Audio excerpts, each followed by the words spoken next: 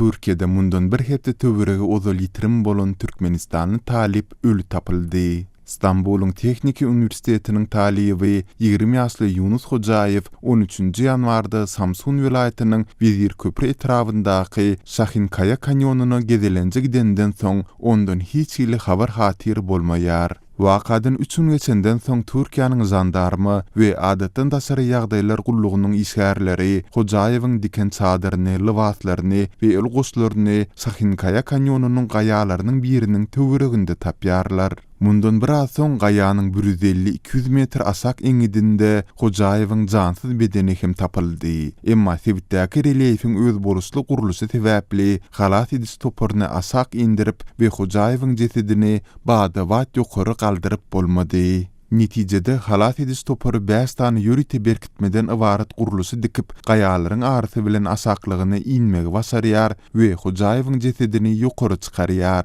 Bu hadise barada maglumatlary çap eden Türk medeniýeti halat edijileriň agyr sertlerde islemeli bolandygyny we olaryň janyny hem hup awanandygyny bellep geçýär. Munyň izi bilen Hojaýewiň jesedi Wezir köprü döwlet keselhanasynyň morguna eltilýär. Soňra sülçe atopsiýa, ýagny jesedi kesip barraglary geçirmek üçin Hojaýewiň bedenini Samsunyň sut medisina bölümine ýollamagy tapşyrýar. Ähli degişli barraglar geçirilenden soň geçen hepdäniň aýagynda Hojaýewiň jesedi onuň ejesine gowşurulýar we soňu bilen Türkmenistana ýollanýar.